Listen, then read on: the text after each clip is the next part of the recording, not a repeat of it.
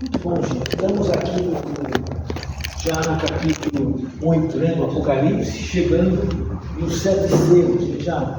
Já foi pelos 7 selos aqui, que eram esses. Opa, pulei. Deixa eu botar para aparecer. Eita, uma coisa errada, não está certo. 7 selos, aqui. Nós lemos sobre os 7 selos, já passamos, né? E aí eu discuti com vocês a questão de que no Apocalipse a gente conta até 7 de um jeito diferente, né? A gente conta 1, 2, 3, 4 coisas parecidas. Nas visões, nas séries de 7, 4 coisas parecidas, depois mais 2 relacionadas, e a última, que é o clímax, que é o ponto climático da coisa. Então, no caso dos 7 selos, né? Nós temos aqui, deixa eu ver, eu vou voltar para trás.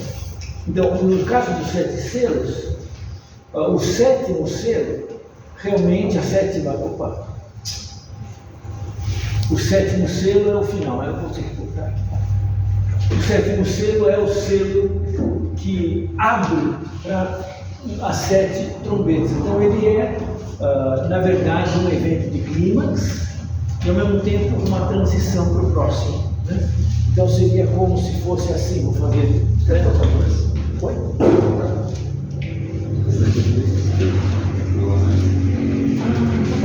Que é melhor.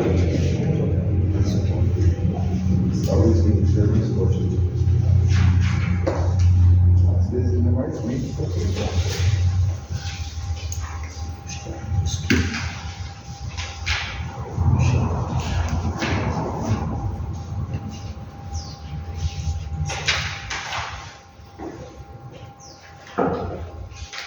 Sim, dentro.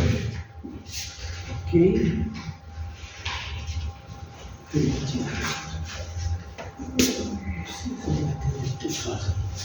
Vai, ok, muito melhor. Esse aqui é a prova de. Então eu vou deixar outro. Então, os 7 selos. Então, o último 7º selo, eu tratei com detalhe. Vamos olhar aqui. Capítulo 8, alguém lê para a gente versículos 1 até o 5, por favor. 8, 1 a 5. Quando o Cordeiro abriu o 7º selo, houve silêncio no céu cerca de meia hora. Então vi os 7 anjos que se acham em pé diante de Deus, e lhes foram dadas 7 trombetas. Veio outro anjo e ficou de pé junto ao altar, com um incensário de ouro.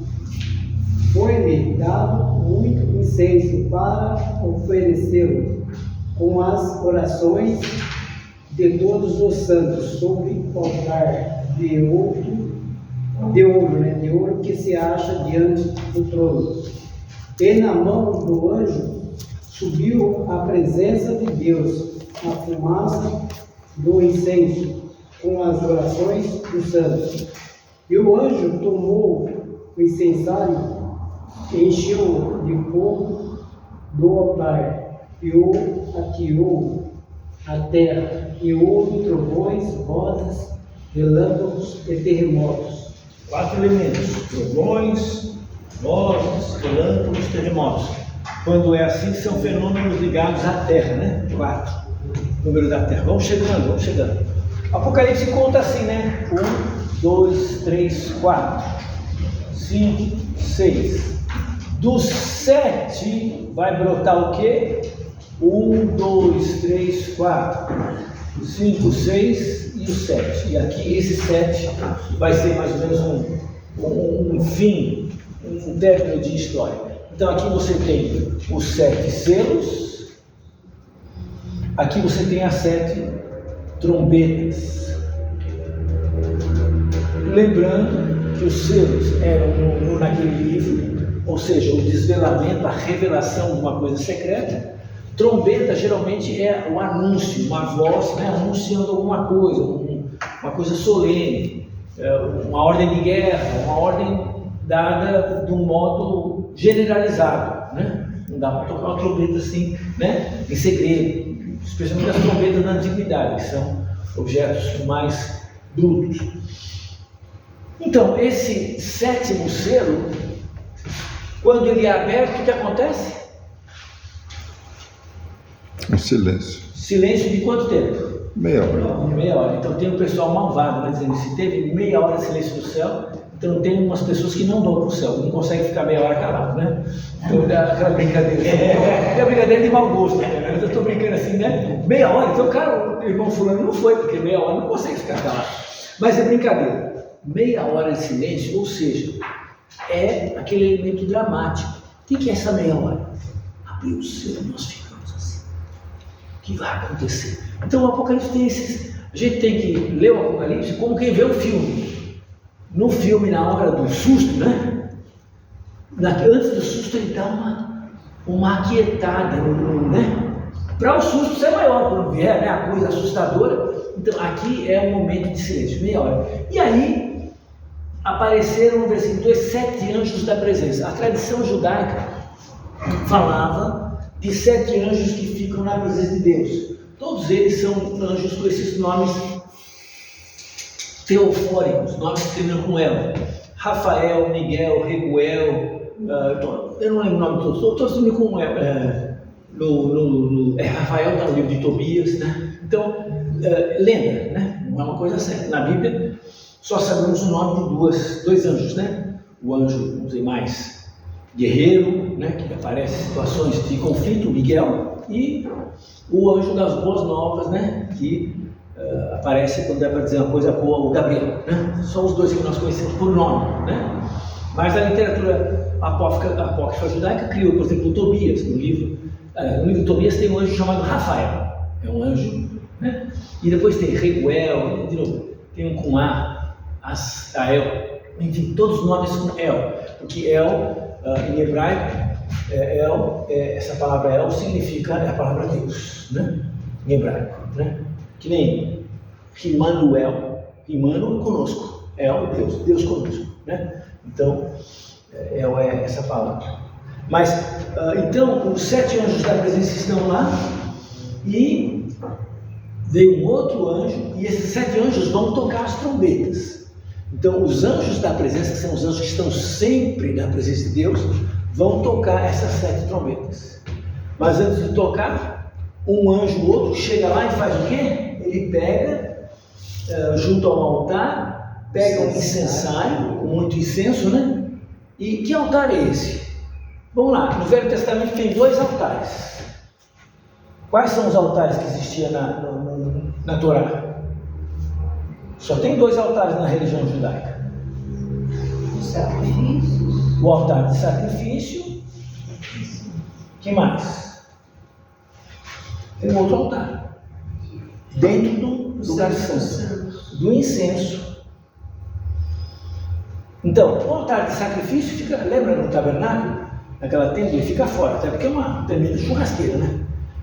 No templo de Jesus, o altar, lá no templo, era tão grande quanto uma quadra de futebol de salão. Lá em cima se queimava, subia com um arranjo, queimava os animais lá em cima. Era um verdadeiro fogareirão, não era? Agora, no tempo que ele saiu do deserto, era uma churrasqueirinha portátil assim, né? Feita com tiras de bronze, uma caixa, para pôr areia por baixo, queimar o animal, né? Então, mas não é esse altar aqui, é esse aqui. O altar de incenso, você vê que toda a linguagem é de incenso, né? Então, foi dado a esse anjo um incensário e muito incenso, e ele vai oferecer o incenso junto com o quê? Com as orações dos santos. Exatamente, porque esse incenso do altar do ritual judaico, ele era queimado naquela área do local santo. O tabernáculo tinha 2 partes principais, né? A parte menor, que era o santo dos santos, o lugar santíssimo, que ninguém entrava lá, só uma vez por ano o sacerdote entrava. Mas nessa área aqui, o lugar santo, todo dia o sacerdote entrava lá e fazia um ritual ali dentro. Era rotineiro, né? Normal. Então, aqui tinha um altar de incenso e ele era usado para colocar um incenso. Esse incenso subia à presença de Deus e, vamos dizer, fazia Deus propício aos ritos que estão sendo realizados lá, né? Então aqui o incenso está sendo adicionado às orações dos santos. E ele vai ser, esse incenso, orações, sobem para a presença, ele joga assim, queima, né? Sobe aquele incenso. Então a própria fumaça simboliza, né? Essa oração subindo a Deus. Então é um símbolo. Ok, mas então na igreja nós podemos ter incenso? Não. Você não precisa ter cavalo, né? Precisa ter as coisas do Apocalipse, né? Uma estrebaria aqui, acaba de coisa esquisita. O Apocalipse é um livro simbólico, mas ele usa o símbolo do antigo incenso para dizer: agora as orações dos santos são misturadas com um objeto sagrado que vai à presença de Deus, as orações vão subir à presença de Deus. O que pede as orações dos santos? Provavelmente a gente remete lá ao quinto selo, né? Que eles disseram: Senhor, quando é que o Senhor vai vingar o nosso sangue dos que habitam na terra, né? Quando é que o Senhor vai tomar providência? Ó, nós morremos aqui, ninguém fez nada, vai ficar por isso mesmo, né? Então, mas as orações deles também é oração: Senhor, nos protege, estamos sendo um pouco perseguidos, né? Qualquer hora entra aqui o pessoal do governo e prende a gente, né? E alguns vão ser mortos, outros vão perder todos os bens, né? Alguns vão ser vendidos como escravos. Vale a pena? Senhor, o Senhor não vai fazer nada? Então eles estão orando, os cristãos estão orando para Deus resolver. E aí então, quando ele, depois que esse versículo 4, da mão do anjo subiu à presença de Deus, a fumaça do incenso com as orações do santo, quando esse incenso subiu à presença de Deus, o que foi jogado à terra em seguida? Veja no próximo verso, no versículo 5. Então o anjo pegou aquele incensário que ele tinha derramado no altar de incenso, ele foi lá e pegou aquele negócio cheio de brasa, e incenso e carvão, e jogou aonde? Na terra. Então a oração chegou a Deus, mas a oração vai ser respondida na terra, né? Vai e volta, né? Então, e veja, vem nessa forma de fogo, e aí o resultado são esses 4 elementos: trovões, vozes, relâmpagos, terremotos, todas as ações que estão fora do controle humano, né? E que na mente dos antigos claramente só pode ser divina, só pode ser controlada por Deus, bem de Deus, né? É que nem o vendaval de segunda-feira aqui, né? Quem viu aqui, né? O vendaval da segunda-feira. Quem que pode? Não, aqui na minha casa não vai acontecer nada, não sei. Se o telhado do vizinho arrebentar e vier para cá, né? Já é, né? Então, força da natureza, que os antigos não tinham esse elemento, essa coisa que nós analisamos tudo tecnicamente. Não, o vento é um deslocamento de ar, algum lugar esquentou, do outro lado esfriou, então, né? Com muito forte o vento, né? Não. Deus vai agir, Deus vai fazer alguma coisa. E como é que Deus vai fazer alguma coisa? Então são justamente as 7 trombetas, que mais uma vez serão a resposta divina às orações dos santos, né? Então começa, vamos ler. Alguém lê olha aí o versículo 6. Então os 7 anjos que tinham as 7 trombetas se prepararam para tocar. Então vamos tocar. Vamos começar com as 7 trombetas. Quem lê a primeira? Versículos 7 e 8. Não, só 7. O primeiro anjo tocou a trombeta, e houve saraiva e fogo, de mistura com sangue, e foram atirados à terra. Foi então queimada a terça parte da terra, e das árvores, e também toda a erva verde. E quem lê o segundo? Segunda trombeta. O segundo anjo tocou a trombeta, e uma como que grande montanha, ardendo em chamas, foi atirada ao mar, cuja terça parte se tornou em sangue, e morreu a terça parte da criação que tinha vida, existente no mar, e foi destruída a terça parte das embarcações. Terceira trombeta, quem lê? O terceiro anjo tocou a trombeta, e caiu do céu uma grande estrela, queimando-o como uma tocha sobre um terço dos rios e sobre as fontes das águas. O nome dela é Absinto. A terça parte das águas se tornou amarga, aí muitos morreram por causa dessas águas que se tornaram amargas. E vamos ver o último, o quarto. Pode ler até o versículo 13. O quarto anjo tocou a trombeta, e foi ferida a terça parte do sol, da lua e das estrelas, para que a terça parte deles escurecesse, e na sua terça parte não brilhasse, tanto ao dia como também à noite.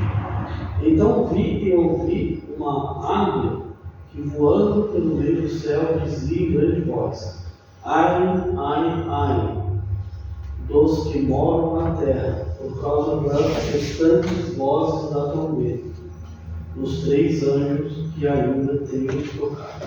Então aqui, vou parar aqui e mostrar só nesse quadro para vocês. Veja, as primeiras 4 trombetas são parecidas, são sobre catástrofes na natureza, na terra, no mar, nas fontes e nas águas dos rios, nos astros. Depois tem uma águia voando. Ai, ai, ai, águia, os antigos era um animal de mau agouro. Um animal que quando passa voando, você pensa, ai, os deuses vão fazer alguma coisa errada vai acontecer. É que nem o povo supersticioso fica com medo de gato preto. Ah, o gato preto passou na minha frente, né? Então aqui é uma coisa supersticiosa. Depois nós vamos ter a quinta e a sexta trombeta, e a sétima, que é o fim, com um interlúdio no meio, entre a sétima, a sexta e a sétima, como eu falei, né? Jeito de contar o livro. Mas aqui então, nesses, vem as trombetas, aqui no meio, 3 vezes, ai, ai, ai, né? Então, um anúncio, a coisa vai ficar pior ainda. Mas, o que são esses anúncios? Então, olha lá, literalmente, são catástrofes da natureza. Qual é o anúncio, a trombeta divina? O que Deus está dizendo? Os irmãos estão orando. Senhor, responde a nossa prece. Qual é a prece deles? Será que eles querem ganhar na loteria? Será que eles querem um prédio mais rico? Será que eles querem que a ceia do Senhor fique mais docinha para tomar? Não, gente. O que eles querem é ficar livre da perseguição. A coisa que está na mente de todo mundo é, né, perseguição. Imagina, gente, no meio da Covid-19, todo mundo em lockdown, todo mundo trancado em casa.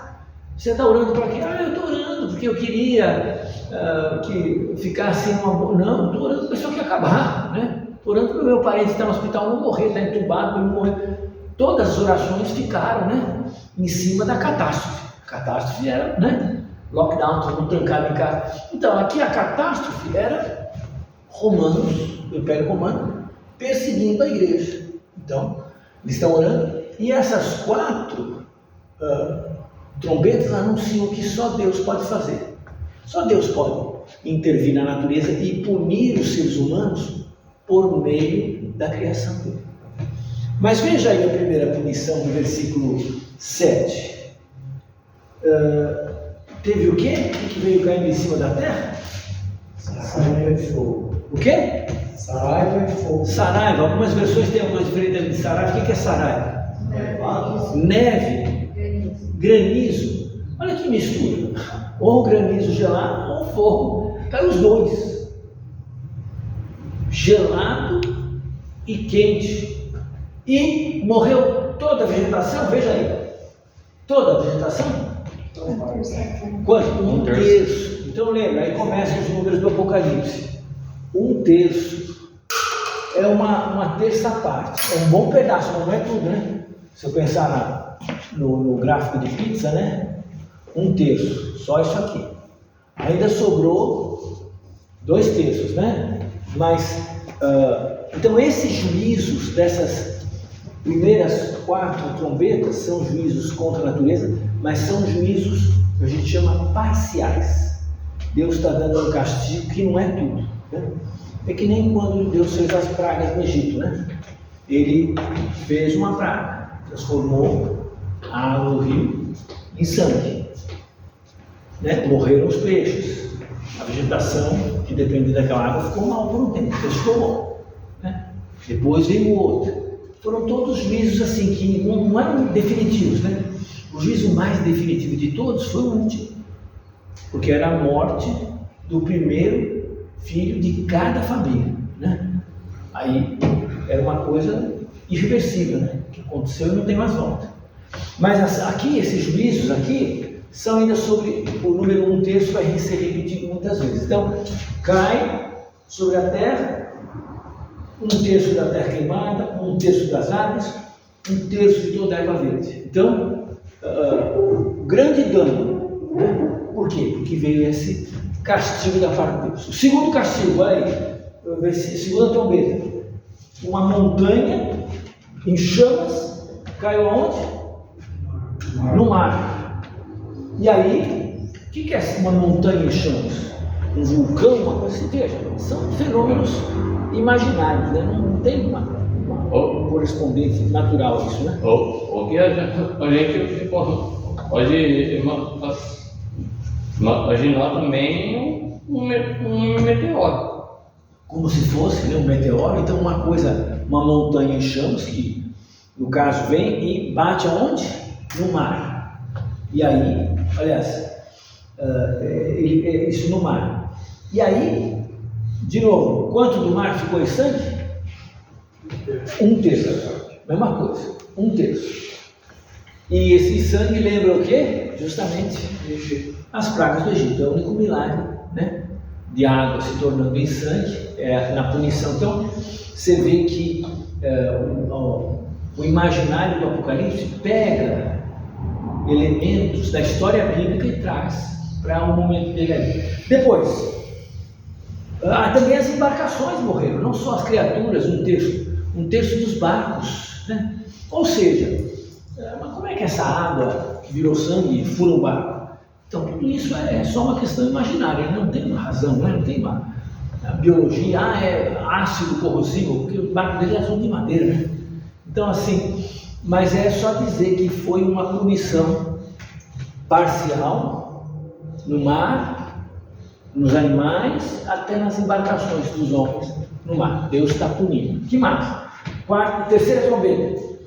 Uma estrela, aí talvez mais parece um meteoro, né? Uma estrela queimando com uma tocha caiu sobre o quê? A terça parte dos rios e das fontes das águas. Então, os rios são aquilo que os antigos percebem, a água que brota da superfície. A fonte das águas é a água que eles percebem que brota debaixo da terra. Né? De qualquer jeito, essa estrela teria que se partir assim em pedacinhos para, né, cair em cada rio, cada fonte. De novo, é só imaginar, não tem uma explicação lógica, uma física disso aqui. Mas, de novo, 1/3 dessas águas ficaram amargosas. A palavra absinto, né? vem com esse significado, uma coisa amargosa, uma coisa que é venenoso até. Né? E as pessoas que tomaram essa água morreram, porque eram venenosas, eram amargas. E aí, a quarta trombeta. Aí essa trombeta vai nos astros, né? Vai atingir, então, diz aqui, foi ferida terça parte do sol, da lua e das estrelas, para que a terça parte deles escurecesse, e uma terça parte do dia, também uma terça parte da noite ficasse sem luz. Então, de novo, sempre 1/3. 1/3 do sol, 1/3 das estrelas, 1/3 da lua, 1/3 do dia, 1/3 da noite, tudo sendo alterado por essas trevas, que remete ao quê? Às pragas do Egito. Lembra que tinha uma praga que houve trevas na terra do Egito? Mesma coisa. Então, depois que essas trevas aconteceram, aparece então essa ave de mau agouro, a águia dizendo, ai, ai, ai, porque as 3 que vêm aí são piores. Mas veja, voltando aqui, essas 4 primeiras trombetas anunciam catástrofes naturais. Contra o quê? Contra os inimigos de Deus. Agora, existe uma leitura histórica, literalista, que diz o seguinte: Uma das causas naturais da queda de Roma foram as catástrofes naturais que vieram contra o Império Romano nessa época, né? Então, por exemplo, um pouco ano depois do ano 70, acho que ano 80 ou 90, teve a erupção daquele vulcão Vesúvio, que basicamente sepultou Pompeia, né? Matou muita gente lá, até depois o pessoal foi lá e descobriu as pessoas debaixo daquela camada de cinza, moldaram os corpos, você vê no museu, né, as pessoas lá, né, mortas, asfixiadas, né, morreram por falta de ar, né? Mas Pompeia teve, durante o Império Romano, naquele período, teve umas 2 ou 3 pestes violentíssimas, né? Peste tipo assim, primeira vez que a varíola veio para a Europa. O imperador Marco Aurélio morreu de varíola, né? Porque eles não tinham defesa, não tinham como se defender daquilo, né? Hoje a gente está tão acostumado com vacina, com antibiótico, né? Algumas pestes, a gente lembra da grande peste da Idade Média, a peste bubônica, né? Que o rato trouxe uma pulga que tinha a doença, mas durante o período antigo, você vai lidar com pelo menos 2 ou 3 grandes pestes, que o Império Romano vai se enfraquecer por causa disso. Então essas catástrofes naturais são um jeito de Deus falar: eu vou dar um jeito nisso, pode deixar que eu vou julgar. Então o historicista, aquele que quer ler o Apocalipse, encontrando no Apocalipse remetendo alguma situação histórica específica do Império Romano até a queda do Império, que aconteceu mais ou menos, o Império Romano vai cair lá para o século V, né? 400 e alguma coisa, quase, né? Século V. Vai demorar então uns 400 anos para cair, né? E o Império Romano que cai ainda é um império meio cristão já, né? Meio cristão, porque império cristão não existe nenhum, né? Isso é verdade. Sem império já não é cristão, né? Cristão nós estamos no reino. Quando ainda no império já largou alguma coisa para trás, né? Mas enfim, mas o fato é que essa leitura historicista tenta relacionar estas catástrofes naturais com o que aconteceu. Tem um historiador muito famoso do século XIX, do século XX, Edward Gibbon, escreveu a obra Declínio e Queda do Império Romano, um texto clássico, né? Mais antigo, né? Historiografia antiga, inglesa. Ele vai dizer 3 causas da destruição de Roma. A primeira, catástrofes naturais. A segunda, corrupção interna. A terceira, invasão externa. Por coincidência, vai dar exatamente até a 6ª trombeta. Corrupção interna, invasão externa. Agora, nós precisamos fazer essa leitura historicista. Eu venho para cá e faço uma leitura das ideias, né? O Apocalipse está dando a ideia de que Deus julga as nações. Quando uma nação, e não precisa ser a nação, quando um grupo, uma pessoa, povos, estão agindo contra a vontade dele, pode deixar que a misericórdia de Deus pune aquele povo para que se arrependa. Na verdade, Deus não é um carrasco que fica: hoje quem que eu vou castigar? Quem que eu vou bater hoje, né? Parece um justiceiro meio violento que quer bater, que gosta de sangue, né? Não. Deus pune os povos para que os povos experimentem o arrependimento e o seu amor. Senão, o orgulhoso fica cada vez mais satisfeito com o seu orgulho e não sai daquilo, né? Então, aqui a resposta aos santos era na punição do império por meio de catástrofes naturais. Então esse é o primeiro anúncio desses primeiros 4 trombetas. E veja, na história do Velho Testamento, quando o rei Acabe desobedeceu a Deus, ele casou com a Jezabel, lembra? E Jezabel e ele estavam promovendo adoração a Baal em Israel. Estavam perseguindo os profetas. O Elias foi lá e falou o que para ele? Elias apareceu e disse: notícia, não vai chover por 7 anos. Acabou a chuva, 7 anos sem chuva. 7 anos sem chuva. A Palestina é um país, um rio lá embaixo. O rio lá no fundo do buraco, 400 metros abaixo do rio. Não tem como fazer irrigação daqui. Hoje eles fazem, mas naquela época não tinha. A Palestina depende de 2 chuvas para funcionar, né? Uma chuva no começo do plantio, uma chuva antes da colheita. Aí colhe, né? Se uma das chuvas falhar, ou se não tiver nenhuma, vai ficar difícil. 7 anos sem chuva, acabou. É fome mesmo, né? É por isso que Elias foi lá para Sidom e a viúva falou: meu senhor, não posso servir o senhor, eu estou pegando aqui uma bandeirinha, né? Eu tenho um punhadinho de farinha, né? Um restinho de azeite, eu vou misturar isso aí, fazer uma pastinha, vou comer o meu filho e vou morrer. Não tem comida para ninguém aqui. 7 anos de fome, né? Quer dizer, nem era o 7º ano, já estava no começo.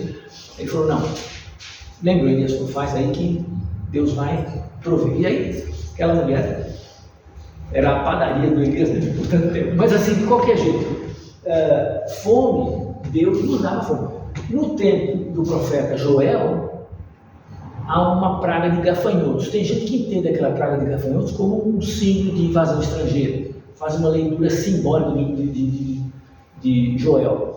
Mas eu ainda acho que a leitura natural é a mesma coisa, é mais compatível. O povo estava desobedecendo, Deus ia permitir que os gafanhotos viessem e comessem a comida deles. E a desgraça é que no mundo antigo, né, não tem como vencer uma praga de gafanhotos. Na África, quando eles têm essas pragas de gafanhotos, não tem inseticida, não tem tecnologia, não tem o que vencer, é fome, né? O bicho vem em levas, vai comendo. Quando eles vão embora, está só o talo, né, do que conseguiu sobreviver.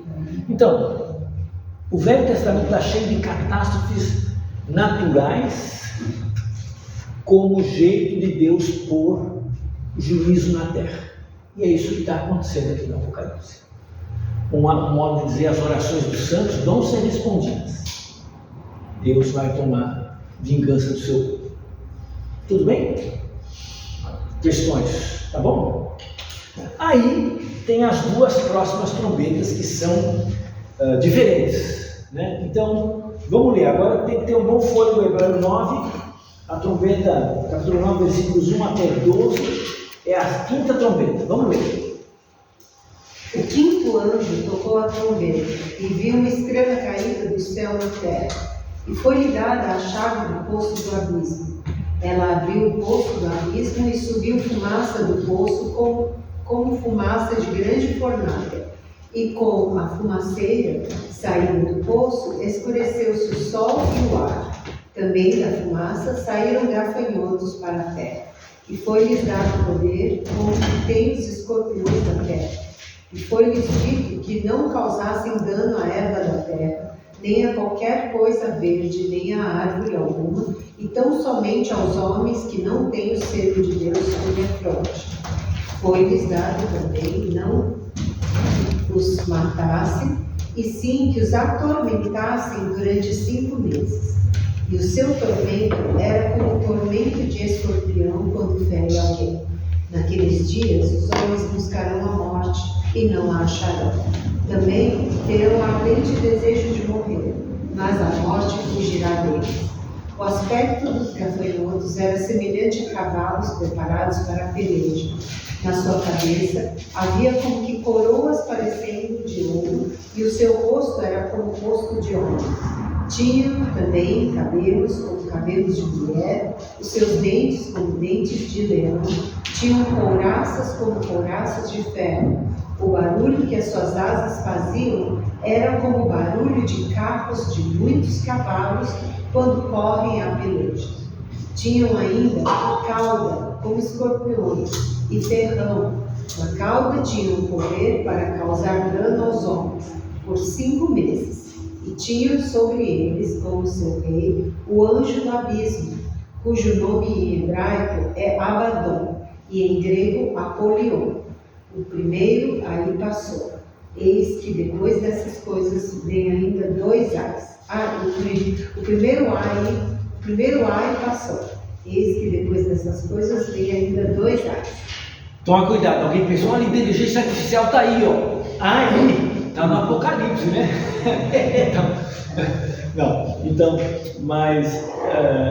Então passou o primeiro ai. Veja, esse anúncio dos ais aqui é uma coisa que está sendo contada. Então, quando terminar a 5ª, ele vai dizer, passou o primeiro ai. 5ª trombeta. 5ª trombeta, então, uma estrela, não é isso? Uma estrela lá do céu cai sobre a terra e abre o quê? Um abismo aqui, não é? Um grande abismo. e desse abismo sai uma fumaça tão grande que ela até obscurece a luz do sol, né? Ela tampa tudo, né? E da fumaça sai o quê? Os gafanhotos malignos. Então, no nosso imaginário, o que é isso? O antigo entende, abismo sempre é onde moram os demônios. Para ele, a cosmovisão do antigo é mais ou menos assim. Aqui é o mundo, aqui nós temos a terra, né? Parte centro, aqui você tem as águas, né? O mundo está sustentado aqui por alguma coisa. Aqui embaixo você tem o mundo dos mortos, os mortos estão aqui. E aqui debaixo das águas, no abismo, você tem os demônios, porque aqui em cima o céu é uma abóbora assim, uma cúpula, né? Aqui você os pássaros voam por aqui, né? Os passarinhos voam no primeiro céu. O segundo céu onde tem o sol, né? Onde tem a lua, onde tem as estrelas, né? Aqui. E o terceiro céu é onde mora Deus, né? Onde está Deus, né? Deus está aqui no trono dele, no terceiro céu, né? Então, 1, 2, 3. Lembra que Paulo disse que foi o terceiro céu? Né? Então, é aqui. Agora, tem outras contagens judaicas de 7 céus, 12 céus, né? Aí, né? O Dante Alighieri vai ter outra contagem do céu, mas essa é a cosmovisão mais antiga. Então, se uma estrela cai do céu aqui na Terra e abre um buraco, do buraco vem uma fumaceira que tampa o sol, e da fumaceira vem o quê? Esses bichos, esses gafanhotos. É por causa desse texto que alguém vai ler o livro de Joel como Apocalipse. O livro de Joel não é Apocalipse, é um livro do Velho Testamento falando de uma praga de gafanhotos para punir um povo que estava desobediente a Deus, né? Deus disse: vocês vão ficar de dentes limpos. Não é que for no dentista, não. É que não tinha comida. Fica com dente limpo, fica sem comer 2, 3 meses. Fica muito limpo, né? Então, mas o ponto é que esses sujeitos aqui, então, desse poço saem esses animais e eles não são gafanhotos comuns. Porque o que o gafanhoto comum come? E esse aqui? Ele não come folha. Ele não faz nada. Não ataca o seu limoeiro, a sua goiabeira, a sua alface. Não ataca nenhuma folha verde. Ela só vem fazer o quê? Perturbar quem? As pessoas. Que pessoas? Lembra que já foram lá no capítulo 7 selados, né? Os 144 mil que estão na terra do povo de Deus, todos os cristãos estão marcadinhos. Então, esses bichos não pegam neles. Pegam quem? Quem não tem. Quem que não tem? Os não cristãos. E esse gafanhoto, ele faz o quê? Qual que é a arma letal dele? Ele fere como se fosse escorpião. Ele tem uma cauda ferrante. Mas mata? Veja se mata. Não. Quanto tempo fica doente? 5 meses. Agora, eu não sei sobre isso, mas me disseram os estudiosos que 5 meses é o tempo normal de uma praga de gafanhoto lá no Oriente Antigo, né? Hoje não. Hoje você tem praga de gafanhoto que demora menos tempo, porque o pessoal vai atacar com pesticida, né? Mata todo mundo, porque os pesticidas de hoje são tóxicos para a gente, né? Mas no mundo antigo vai ficar 5 meses, até aquele ciclo de reprodução dos animais terminar, né? Ou eles por acaso serem levados para um lugar, né? Que eles morrem, porque como eles se movem? O gafanhoto se move em nuvens com o vento, né? É o vento que governa. Então, se Deus mandar um vento e jogar eles para o deserto, eles vão e acabam morrendo, porque lá não tem o que comer, né? Mas enfim. Então, 5 meses, esse tormento nas pessoas. Então, esse gafanhoto pica quem não tem a marca de Deus e fica atormentado por esse tempo.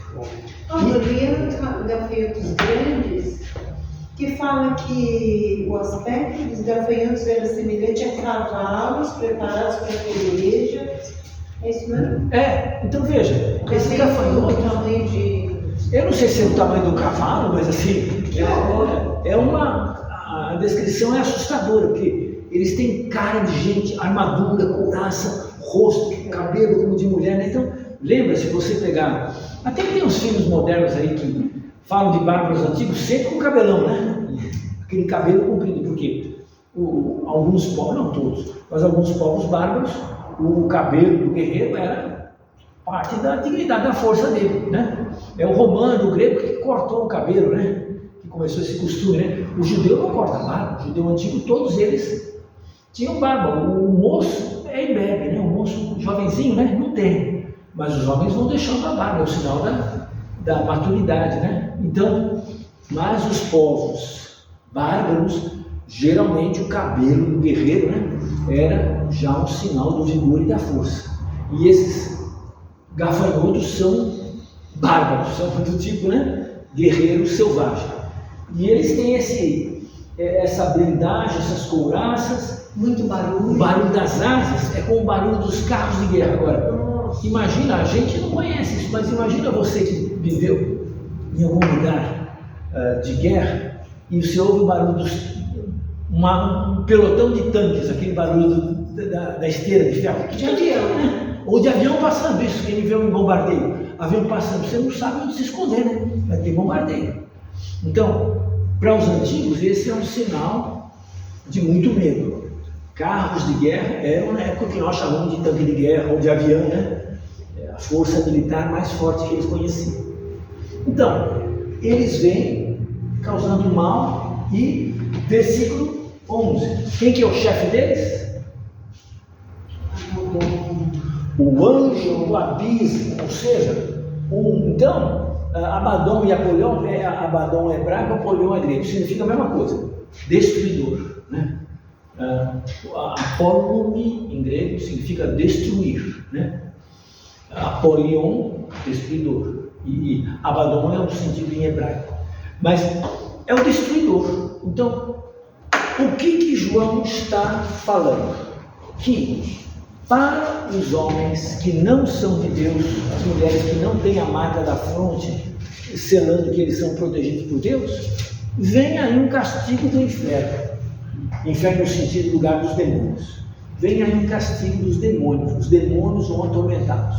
Por um tempo, não é definitivo. Não é para sempre. Não vão morrer. Mas eles querem morrer e não conseguem.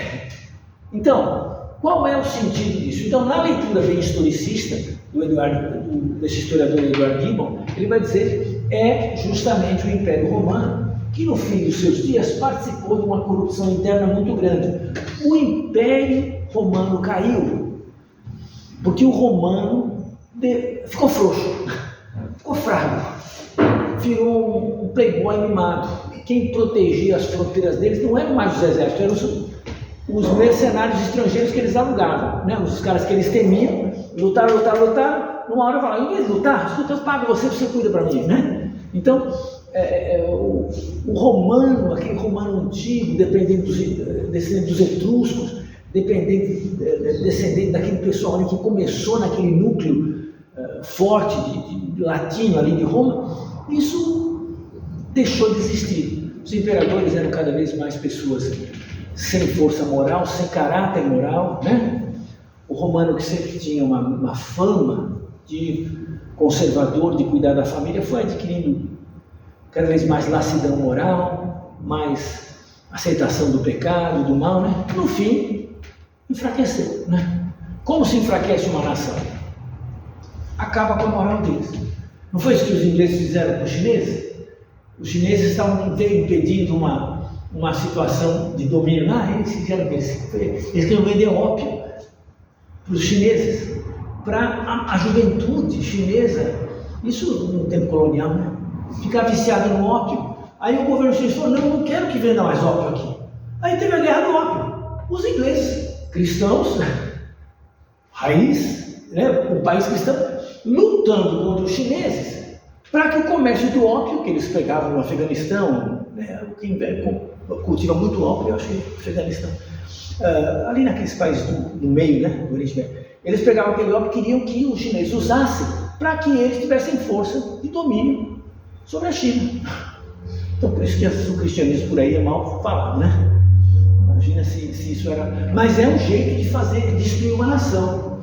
Você destrói a nação por meio da destruição da ética, da moral, dos princípios, né? Por isso que, se a gente aqui no Brasil libera geral, né? Vai colher. Por quê? Se o povo se arrebenta, o povo se destrói, né? Você veja na Europa, em certos países que foram muito prósperos, grandes, agora você tem um enfraquecimento tão grande, né? Na verdade, quem vive lá são os estrangeiros que mudam, né? Então, daqui, sei lá, 30, 40 anos, a Alemanha vai ser uma república islâmica, né? Por quê? Porque o alemão se retraiu, não quer ter filhos, né? Depois das guerras, daquela desgraça, não sei lá, eles se tornaram um grupo que não quer muita vida. E o estrangeiro que quer um lugar bom para morar, muda para lá, né? Turco, árabe, né? Africano. E eles têm 7, 8 filhos. Então o alemão tem meio filho, o muçulmano tem 7 filhos. Inevitável que vá progredir, né? Para ser um país de outra religião, com outros princípios morais. E, eu vou dizer de passagem, um pouco melhores do que o pós-cristianismo alemão, né? Que já vendeu todo o cristianismo deles para o mundo secular e vive assim numa ética hipócrita, né? De acumulação. Então, esse momento aqui da quinta trombeta combina com o que o Eduardo Gibbon falou sobre corrupção interna, mas você podia ler simplesmente como um símbolo apocalíptico. Deus vai atormentar aqueles que vivem no pecado, né? Deus vai fazer isso. E essa trombeta anuncia isso, que é bem verdade, né? O pecado, ele parece dar vantagem, mas você vai ver a vida pessoal do indivíduo, ele está muito por dentro, ele não tem aquele sucesso que aparece no Facebook, não, né? A vida às vezes está bem destruída. E às vezes alguém simples, seguindo a Deus, que nem tem um perfil tão bom, está feliz, está satisfeito. Diga, André.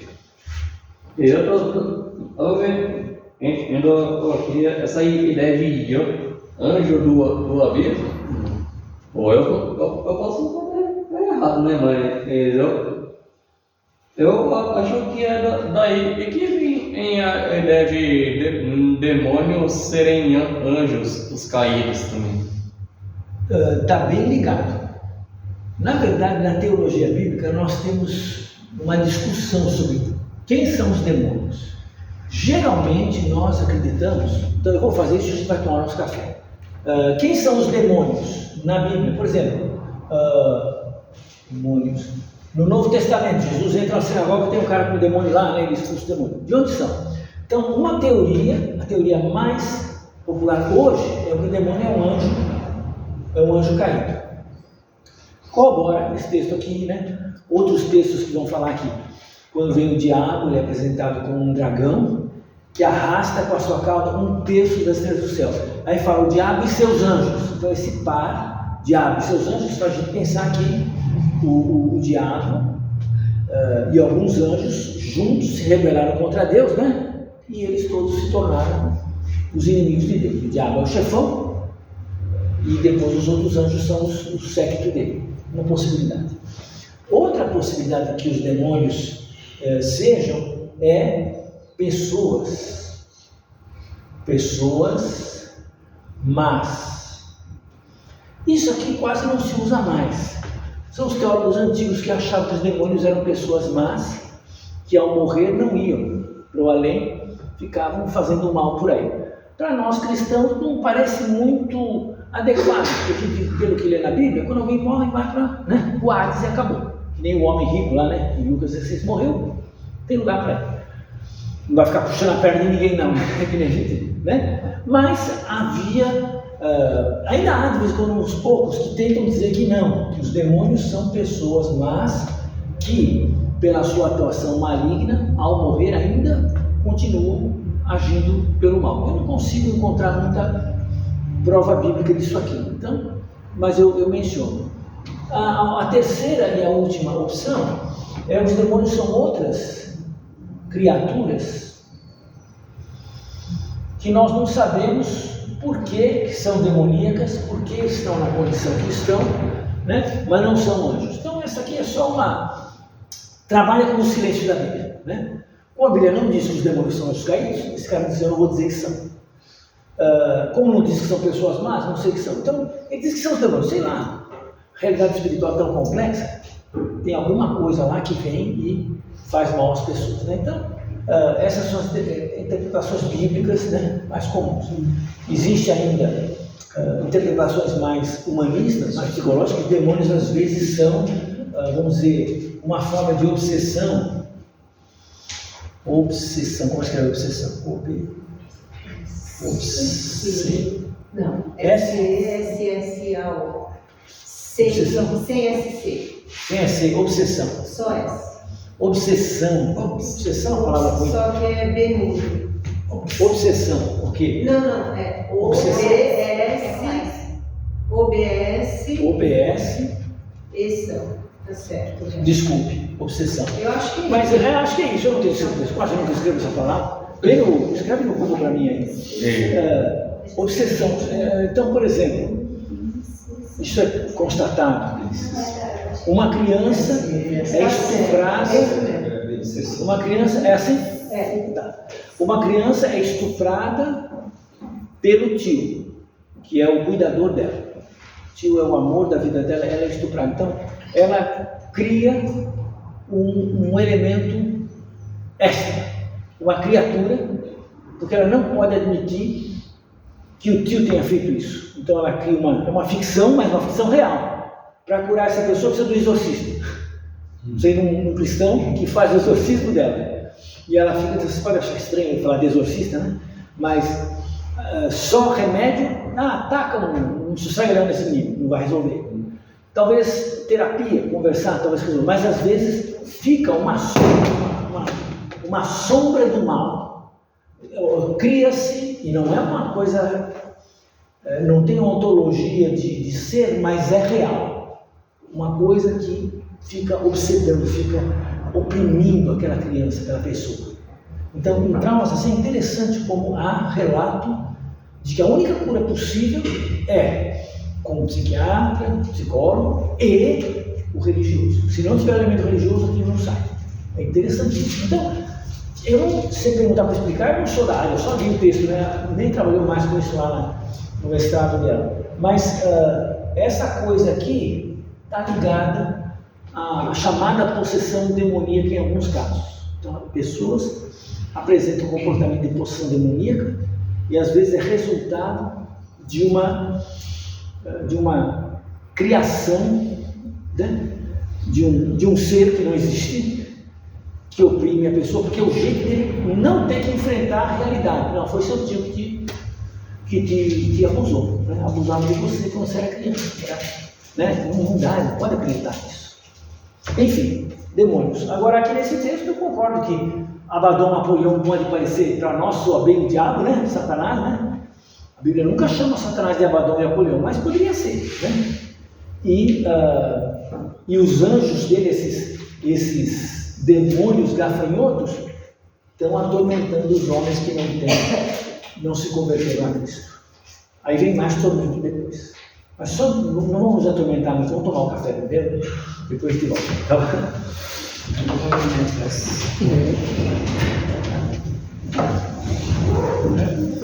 Vamos lá. Cafézinho, acabar com essa coisa.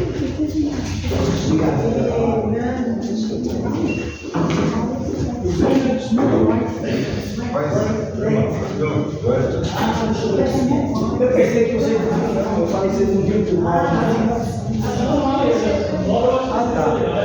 Corpos desse corpo são as embarcações que se tornaram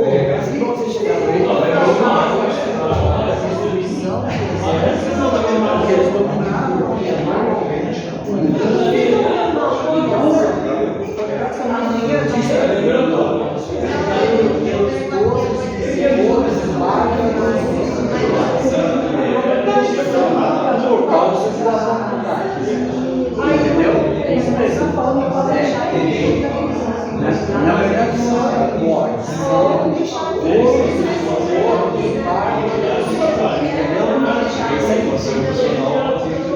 Isso mesmo. Foi quando você vê a história das guerras do Tecnológico, aí isso aparece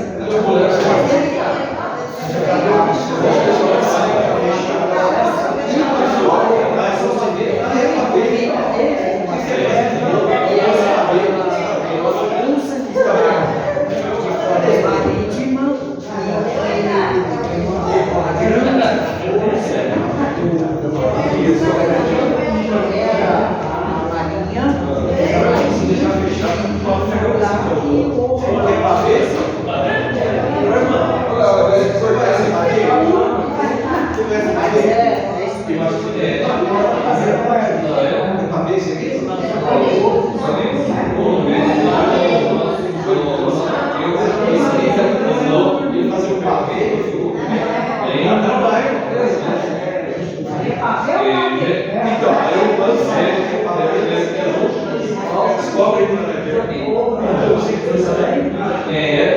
Quem trouxe aqui?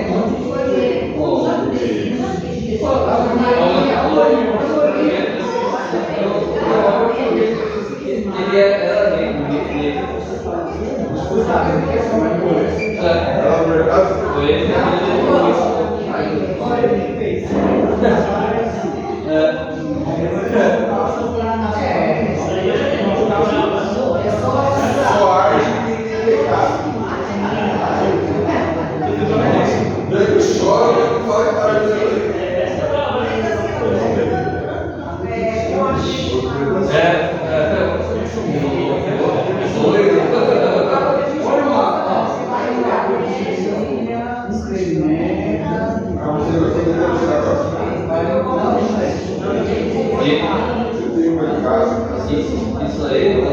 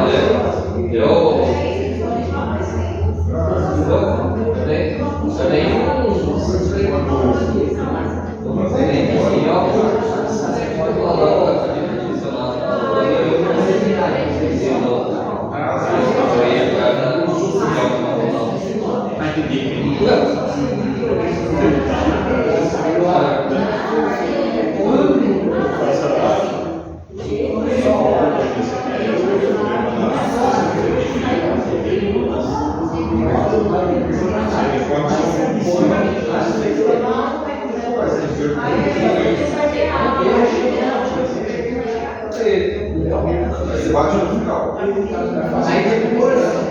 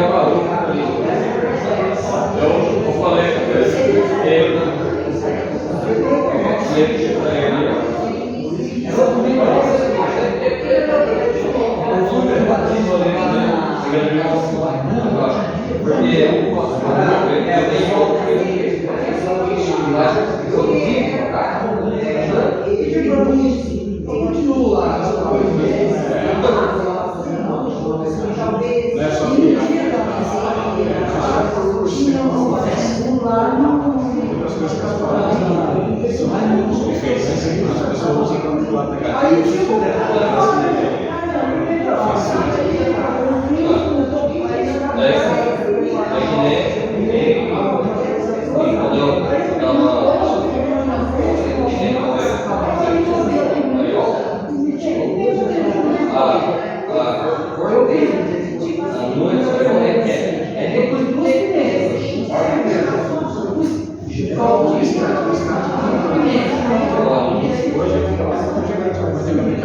deve escapar.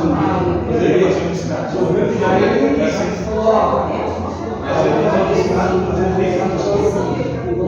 Mas a mente de você vai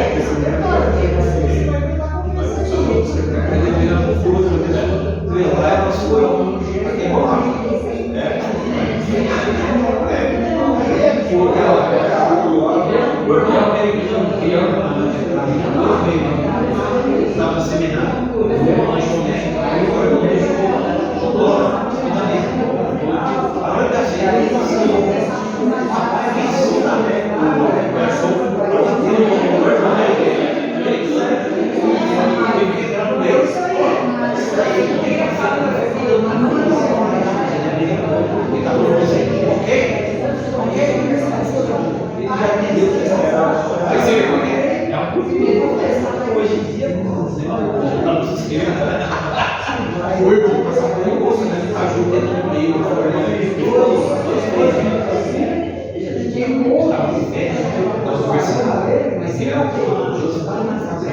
Como é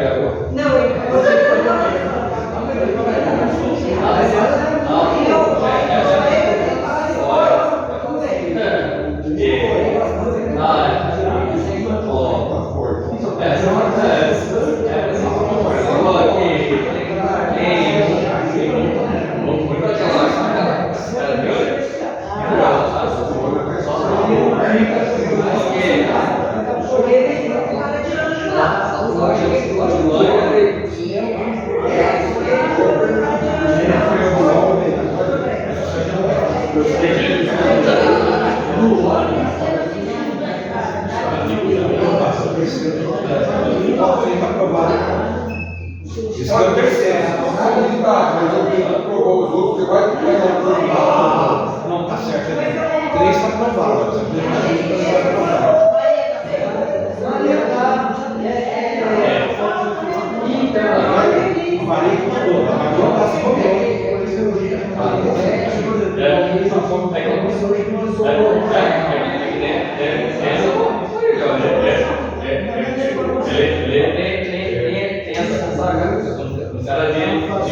Já matei ele, um olho pode tomar,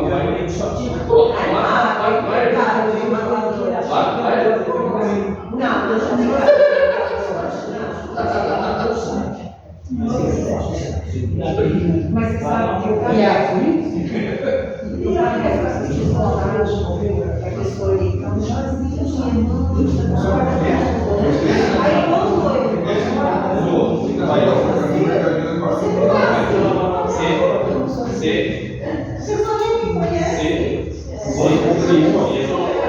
Você verdade, você não quer Isso é outra história que eu nem vou conversar.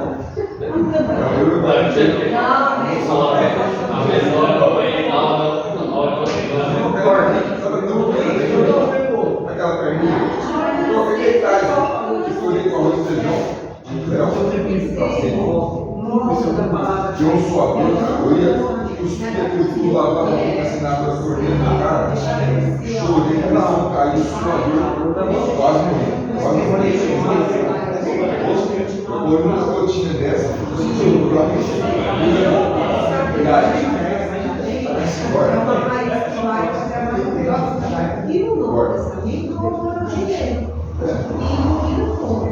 muitos anos eu sofri.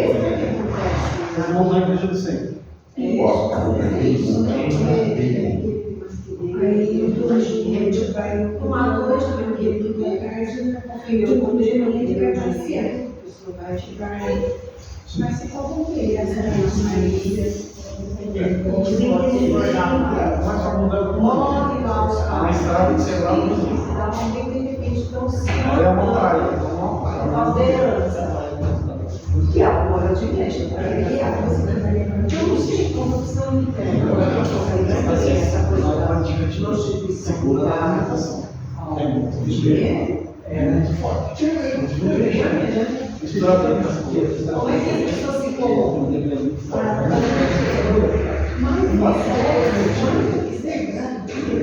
Também parece mal acostumado, né?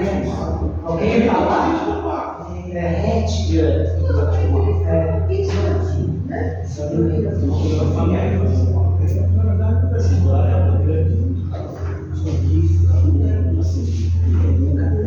Então, mas eu lá Sabe aquele quando vai chover? e não é comercial, não é comercial. Você sai da Vila Nova de Jeito. já sei, ele chove todo dia. Vários fornos, né? Comercial, já na linguagem. É gostoso. Muito lindo. Depois lá nova a gente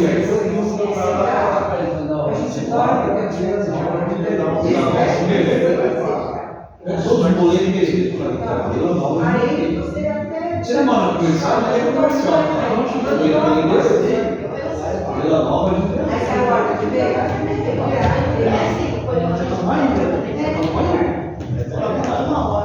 já estamos mudando lá. Dois filhos, você faz 2 mil, você está aí. 2.600. Já avisou, você prepara. Então, mas 2.900. Não, mas é fácil levar para cima. É muito dinheiro.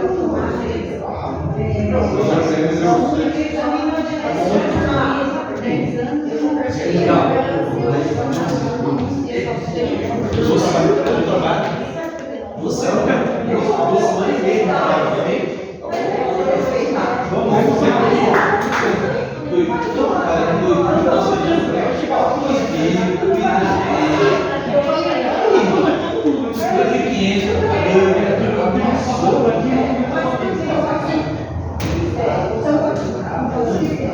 A casa boa.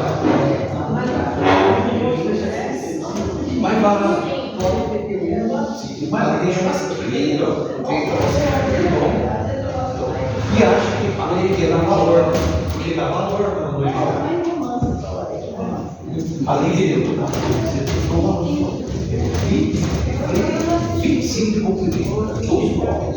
Você tem um pouco de bloco, o quarto é isso aqui, ó. Quadradinho, o quarto, os móveis aqui, a frente. A gente sabe que Acabou o recreio. cai oficialmente no 5º século, né? 400 e pouco. Pensando na proposta de que o Apocalipse não serve o selo, para daqui a alguns dias, isso tudo, a gente sabe que o Império Romano teve aquele momento dos 2 imperadores, o Ocidente e o Oriente. Você acha que a data oficial da queda do Império Romano é fator para a gente considerar que demorou 300 anos para se cumprir o que seria para em breve? Ou você acha que de repente já ali meados do século I, século II, já efetivamente há uma ruptura, alguma coisa do Império que efetivamente leva, não de uma maneira oficial, né, mas extra-oficial, a queda do Império e o cumprimento do livro? Olha, Pensando na cronologia. na cronologia. Então, é nessa leitura, voltando, essa leitura mais historicista que vê o Apocalipse, tudo bem, como um livro que se dirige à situação específica dos cristãos do Império Romano. E aquilo está sendo dito para eles: olha, vocês vão ter o consolo de ver os inimigos sendo destruídos. Mas, realmente, o Império vai cair daqui, sei lá, quase 400 anos, e o Império que cai não é mais um Império pagão, é o Império Cristão, porque nos meados do século IV, lá 320 e pouco, 324, 25, o imperador Constantino, espertamente, toma partido dos cristãos. Ele não se batiza, tá? Porque se ele se batizasse, ele teria que obedecer à hierarquia dos bispos. Ele não se batiza, ele se torna simpatizante do cristianismo, ele começa a favorecer o cristianismo, ele só é batizado no leito de morte dele, né? Pelo bispo, o capelão dele, Eusébio, acho que é Eusébio de Nicomédia, eu acho que é ele. Mas a partir de então o Império Romano passa por um período cristão. Lá no meio tem o imperador Juliano, o apóstata, que tenta voltar ao paganismo. Ele não era cristão, ele não queria que o cristianismo prosseguisse, mas ele não conseguiu. Quando ele morre, voltam os imperadores cristãos e aí é o Império Cristão que cai. Então, como explicar isso com a ideia do Apocalipse? Então, essa é a fraqueza da leitura historicista.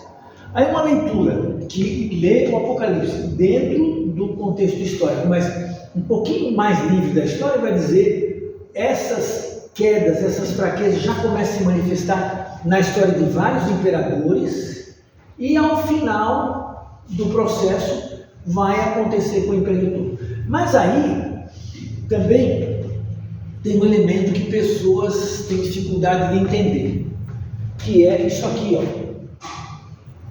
Condicionalidade das profecias. Se o Apocalipse a gente entender como profecia, e ele se anuncia como profecia no primeiro capítulo, no outro capítulo, né? Se a gente entender a condicionalidade das profecias, pode ser que a gente entenda por que o império cai tão devagar. Por que não cai já no segundo século? No segundo século o império chegou ao auge, com os imperadores da próxima geração depois, acho que é Nerva, Antonino Pio, e depois tem o Trajano e o Marco Aurélio. Acho que com o Trajano chegou na extensão máxima. Então, se a gente entender a condicionalidade das profecias, o que diz isso? Para entender isso, lembra do livro de Jonas. Qual é a pregação de Jonas? A única frase que ele fala para o profeta. Mais 40 dias e vai ser destruído. Dou 40 dias para vocês e a cidade vai ser destruída. Aconteceu? Não.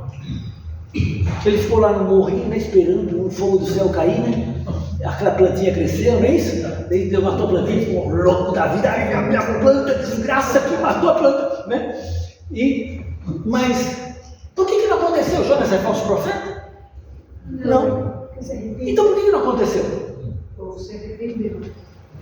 Então havia uma condição escondida. Sempre que uma profecia é profetizada, é um se. Se você não se arrepender, então te dou 40 dias de vida.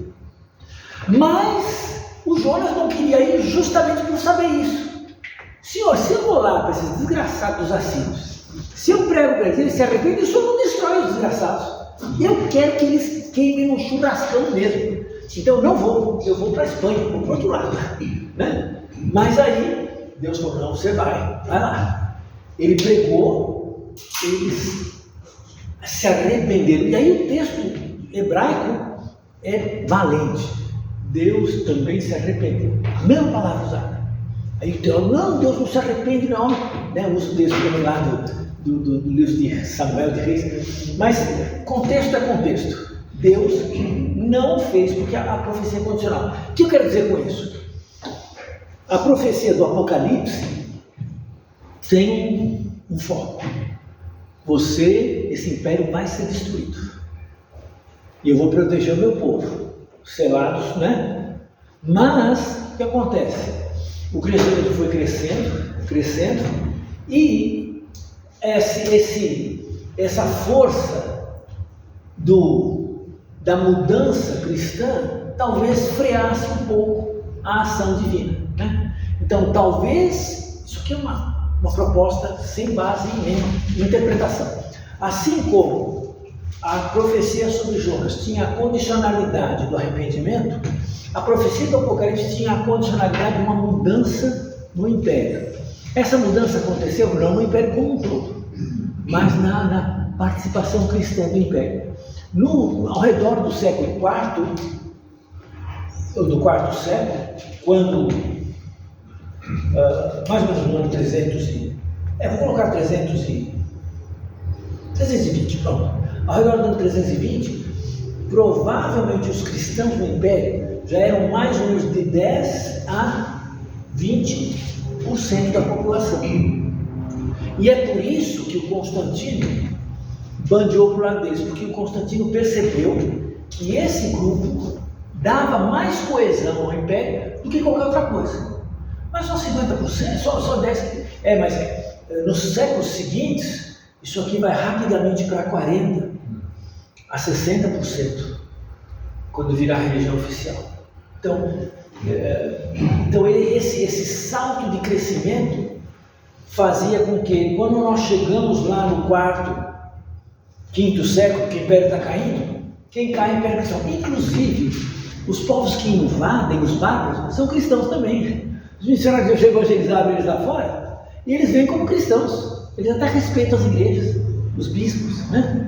Eles são meio arianos, então a teologia deles é um pouco complicada. Mas o Império Cristão cai com a invasão de bárbaros cristãos, diferente dos vikings, em plena Idade, que eram bárbaros completos. Eles gostavam de cortar a cabeça de monge e roubar mosteiro. É o lugar mais fácil para roubar, né? Os monges sem arma e cheios de ouro lá, né? Mas os bárbaros que invadiram no século V, a maioria eram cristãos e continuaram com reinos cristãos, ou semi-cristãos, né? Arianos, na Europa. A perseguição cruel contra os cristãos mesmo termina de fato mais ou menos quando você sabe? Termina um pouco antes do Constantino. A perseguição mais fortes foram com Diocleciano, Décio, quando o Império Romano fez 1000 anos de vida. Os 1000 anos do Império, eles tentaram fazer uma ressuscitação do Império. Depois do Décio, acabou as perseguições, teve mais um outro e veio Constantino. Então, eles foram piores que Domiciano? Bem piores. Domiciano só perseguiu os cristãos em Roma. Um pouquinho na Ásia, onde o João está escrevendo as cartas. Mas na Ásia perseguiu porque tinha os dedos duros, os caras que deduravam, né? Gustavo é cristão. Por quê? Porque você sendo denunciado, você perde todos os seus bens. Uma parte dos bens fica para o denunciante e outra parte vai para o Estado. Agora, denunciar, sei lá, uma pessoa que não tem dinheiro, vou denunciar ela, não, mas ele é pobre. Não. Pobre cristão pode ficar, não tem problema. Mas um cristão que tem uma casa, tem uma propriedade, né? Aí é bom denunciar, porque você ganhou. Então, o pessoal conta 10 grandes perseguições, e elas não eram todas. Tinha perseguição no norte da África, tinha perseguição na França, tinha perseguição na Ásia, mas não era tudo ao mesmo tempo. Perseguição universal foram esses dois que fizeram. Que ano que eram essas? Mais ou menos, isso aqui é Diocleciano, eu acho, alguém olha para mim na internet, mas acho que é 280, veja aí, o reinado de Diocleciano e Décio. Décio, ano 1000, Roma foi fundada em 700 e pouco antes de Cristo, então isso aqui era 300 mais ou menos. Veja aí, Décio e Diocleciano. 249 a 251, o Décio. Décio 251. 249 a 251. E o Diocleciano, 284 a 305. 284 a 205. A 305. 305, olha, 305. E ele promoveu a última e mais mortal perseguição que começou em 303 e durou 8 anos. Porque o Diocleciano ele fez o seguinte: vamos matar os líderes. Então eles não perseguiam o povo comum, matavam só os bispos. Vamos queimar as igrejas, vamos destruir, tomar os prédios deles. Então, esse local os cristãos têm, eles tomavam. Porque nos tempos de paz, os cristãos compraram um prédio, gente. Faziam reunião nos prédios deles, né? Aí, o Diocleciano fez a última e mais cruel, é a Décio. O Décio também foi uma perseguição cruel um pouco antes. Mas depois do Diocleciano, veja a sequência. Acho que depois o Império é dividido naquele sistema que eles dividem 2 imperadores. Então, um no Oriente e um no Ocidente. E 2 Césares, um no Oriente e um no Ocidente. Então tinha 4, o Império Romano tinha 4 líderes, para não ter essa matança, porque um matava o outro, então eles criaram um sistema que, depois do tempo ele saía, esse aqui entrava e ele criava um outro, né? Então tinha 2 Césares e um desses Césares chamava-se Constantino. Quando ele chegou a ser imperador, ele acabou com os outros e ficou de novo unificado o poder, né? Então Constantino foi o cara que reunificou o império depois da divisão, depois do Diocleciano, né? E a mãe dele era cristã. Ele nunca se converteu, mas ele, né, percebeu a força do cristianismo. Quando chega lá no século, o Império Romano é em 474. Oi? Queda do Império Romano, 475, não sei. A invasão, teve muitas invasões antes, né? Mas a invasão final, que a gente diz, o último imperador romano, acho que é 407. Até porque Daniel já profetizou que cairia, né? Sim. Começou em 476. 76, tá? 476. Mas enfim, o fim do império. Não, os impérios vão cair. E não tem império que não caia. Agora nós estamos testemunhando o fim do Império Americano. Já está, né, encaminhado. O Império Britânico caiu, né? Há uns anos, no século XVIII, XIX, o sol não se punha sobre o Império Britânico. O Império, toda a parte, o sol ia rodando, tinha um pedaço do Império Britânico ali, né? Os britânicos até têm muito dinheiro hoje, mas não são aquilo que era. O poder se transferiu depois da Segunda Guerra Mundial para a América do Norte, Estados Unidos. Hegemonia completa, não tem para ninguém hoje, ninguém. Mas já está mostrando sinal, né, de enfraquecimento. Próximo Império Mundial, provavelmente a China. E depois, os profetas dizem, vai ser na África, vai ser a nação africana central lá que vai dominar o mundo. Fica rindo, né? Mas quem diria que aquelas colônias da América do Norte, onde fugiram um monte de gente da Europa para lá, né, iam se tornar uma potência mundial. Enfim, então, sobre essa questão por que demora, se as coisas devem acontecer em breve, por que demora tanto? Talvez um elemento para levar em conta é, Deus não aplicou daquela forma tão radical a profecia que nós estamos esperando acontecer pela condicionalidade. Ou, volto do outro lado, não, aplicou. Domiciano vai morrer, a dinastia dele vai acabar, vão vir outros, alguns perseguem um pouco, outros um pouco, mas no fim, o império destruído e os cristãos vencem. Você tinha levantado a mão faz tempo, desculpe. Não, só dois pontos, essa questão da demora, né? Também lembra do caso da punição dos judeus pelo Império Babilônico, né? Que lembra o texto também tem essa intenção que vai ser de repente, mas aí também dá um longo período, né, de acontecer, ele vai acontecendo aos poucos depois. E uma outra questão é, se você entende se o Império Romano ele tentou prosseguir ali sendo império de uma forma meio camuflada como a Igreja Católica, ou isso é? Então, há uma leitura assim, que o Império Romano virou a Igreja Católica, mas o que aconteceu na verdade não é bem isso. O Ocidente, como houve aquela divisão de Ocidente e Oriente, né? O Constantino reunificou, mas depois os filhos dele ele dividiu. Continuaram, porque era muita extensão de terra, muito difícil administrar, né, de um ponto único. Tanto que o Constantino espertamente mudou a capital do Império para o que é hoje Istambul, né, Constantinopla. Mudou lá para o Oriente. Por quê? Roma é um local fácil de chegar. Os bárbaros passam pelos Alpes e chegam lá e fazem um barragem, né, rouba tudo. Constantinopla, a palavra significa, Hopla é fortaleza, é armadura. Então, fortaleza de Constantino.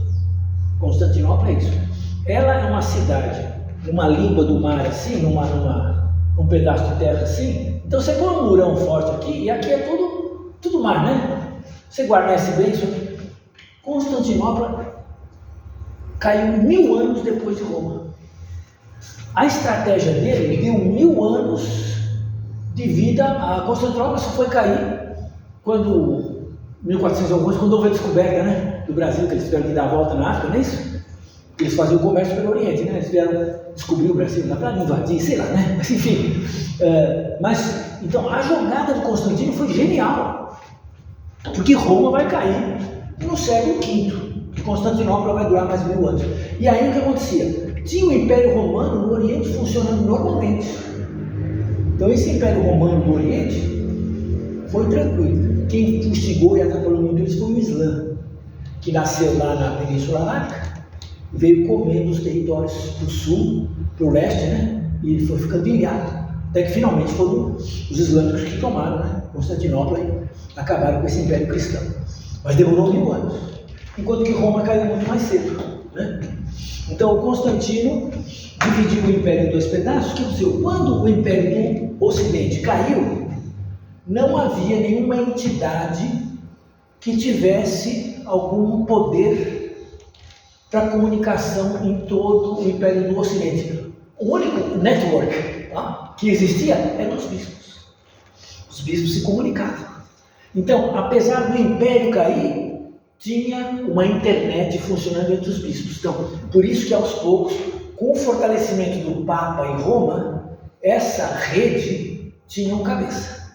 Então, no meio da Idade Média, lá para o ano 1000 e pouco, o Papa era mais poderoso que qualquer imperador antigo. Tanto que ele conclamou as cruzadas, vamos lá, né? Matar os muçulmanos, né? Vamos tomar a Terra Santa de volta. Mas não houve uma troca de império pelo império. Durante a Idade Média, um outro império romano foi fundado. Carlos Magno foi ordenado, foi ungido imperador do Sacro Império Romano, né? Mais ou menos lá pelo século VIII. Mas tinha um Império Romano funcionando do outro lado. Ficaram bravos, como assim ele é imperador do Império Romano? Nós somos imperador do Império Romano, né? Tinha 2 impérios romanos. Tinha o de Constantinopla e tinha agora da França, né? Carlos Magno. Então, esse sonho de ressuscitar o Império Romano ficou na Europa sempre. Então, o Império do Carlos Magno, depois, até certo ponto, o que Napoleão Bonaparte fez, traindo a Revolução Francesa e se proclamando imperador, ele era imperador do Império Romano. No sentido, o Terceiro Reich, os nazistas eram a ressurgência do Império Romano, um império que domine, né? Então você vê, o sonho de ser essa besta prosseguiu na história, né? Mas tecnicamente acaba aqui, porque de novo os personagens, as coisas se mudaram, né? E até hoje o sonho de todo o império, quando você vê Guerra nas Estrelas, né? A ficção, eles estão se inspirando nesse estereótipo, né? Do governo mundial, né? Que manda em todo mundo, aí a força rebelde vem. Então, criou na nossa mente verdadeiros estereótipos, como é que chama essa coisa do Jung? Arquétipos, né? Arquétipos do pensamento, né? Pensamento imperial, romano, né? Pensamento do grupo que vai contra, né? Então, enfim. Mas vamos lá. Então, levando isso em conta, vamos ler o 6º selo, 6ª trombeta. Alguém lê para mim de 13 até o fim do capítulo 21, por favor.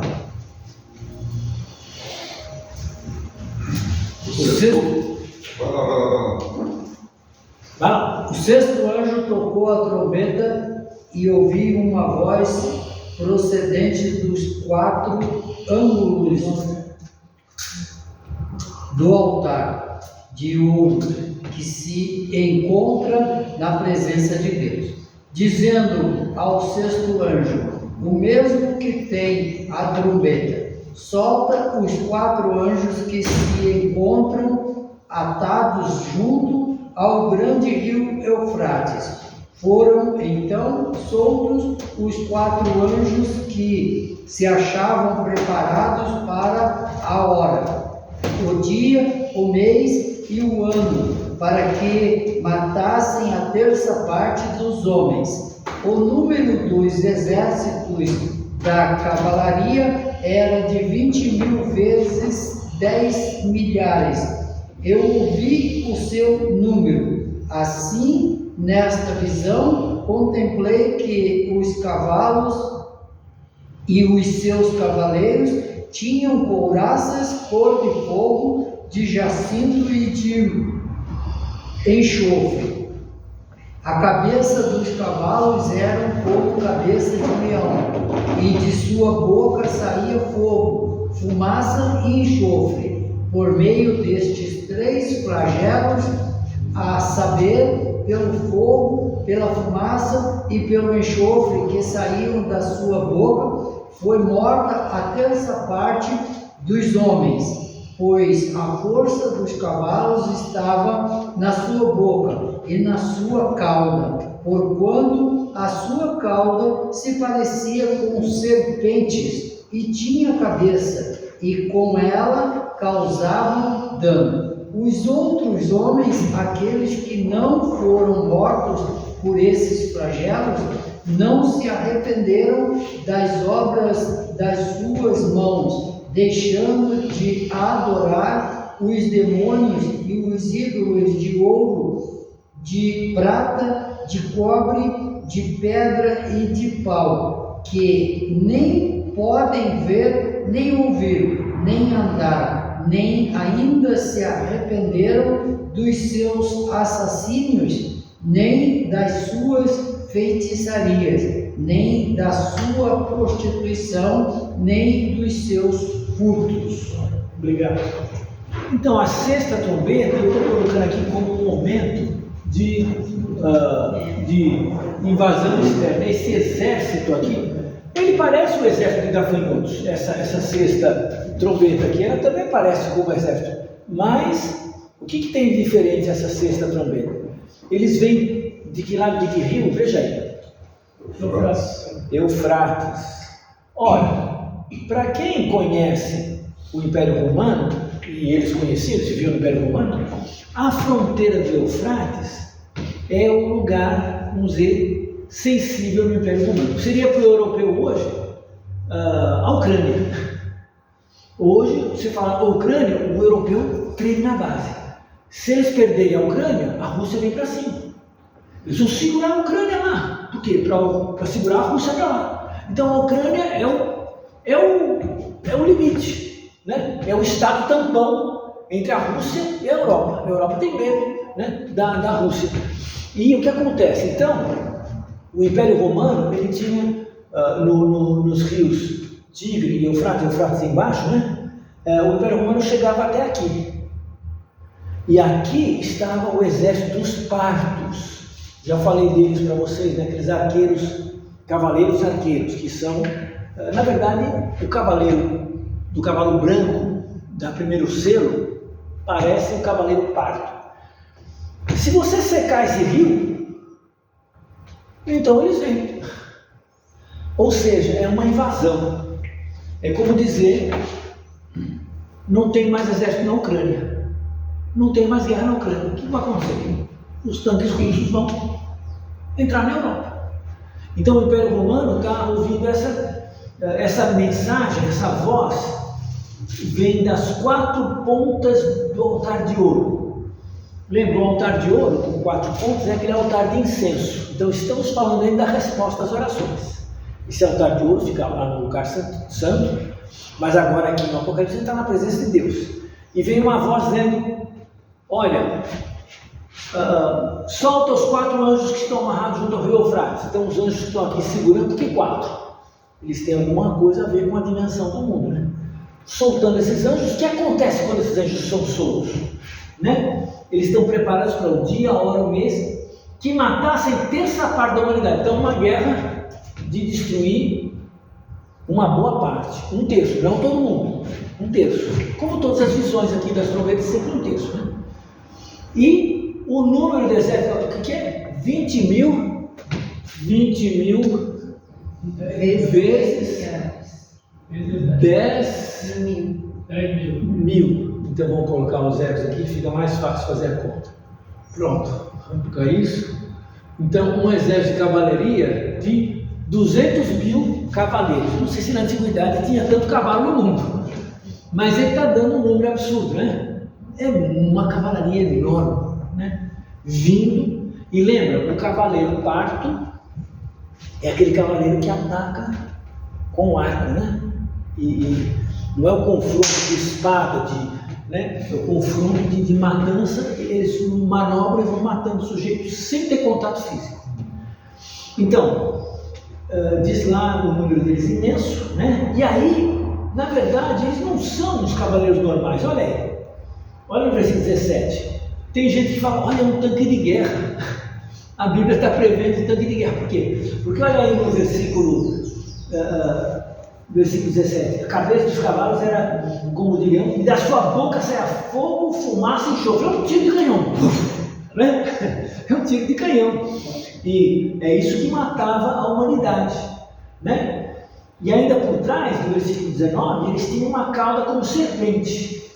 E matavam as pessoas. Né? Então, é lógico que isso aqui é uma descrição simbólica de um exército invasor. Os partos não tinham nenhum artefato guerreiro a mais do que os arcos e espadas e lanças antigas, mas está dizendo, 1/3 da humanidade vai ser morto. E aí no outro versículo diz, os que restaram, né? Olha o versículo 29, o resto se arrependeu rapidinho, certo? Com tantos flagelos, agora estou fazendo um resumo de todos os flagelos. Os flagelos no mar, nos rios, a corrupção interna, os demônios, eles se arrependeram, oh Deus, perdoe-nos, é isso? Não se arrependeram. Então, isso está dizendo que se eles não se arrependeram, então o castigo vai vir pior. Agora foi só 1/3, mas daqui a pouco não se arrependeram de nada. Aí ele fala das listas, olha. Primeira lista, idolatria, né? Adorar o demônio, o ídolo de ouro. Depois, versículo 21, do homicídio. Que homicídio? O homicídio para ter o bem dos outros, né? A matança dos cristãos, né? A feitiçaria, né? Os cultos religiosos deles, né? A imoralidade sexual, né? Que o Império Romano era um império, nessa época, totalmente sem valor, né? Os gregos eram piores que eles, mas quando eles conquistaram os gregos trouxeram muitos maus costumes para eles. Eles ficaram tão ruins ou piores que os gregos, né? Então, ou seja, não teve solução. Então, o que é esse sexta trombeta anuncia? Historicamente, podia pensar como uma invasão externa, inimigos destruindo. E é o que vai acontecer mesmo. O Império Romano vai cair de tanta invasão. Na verdade, o Império Romano cai, em termos antropológicos, sociológicos, ele chegou a uma estrutura, uma massa crítica, que não tinha mais como administrar. Ele ruiu, né? Mas o tiro de misericórdia foram as invasões, né? E não eram as invasões do lado dos partos. O Império Parto também estava sofrendo invasões lá do lado deles. Não foram eles que literalmente vieram para cima de Roma. Foram os bárbaros do norte, né? Em cima da França e da Alemanha tinha 2 rios, né? Que faziam a fronteira norte, o Reno e o Danúbio correndo para o Oriente e o Reno correndo para o Ocidente.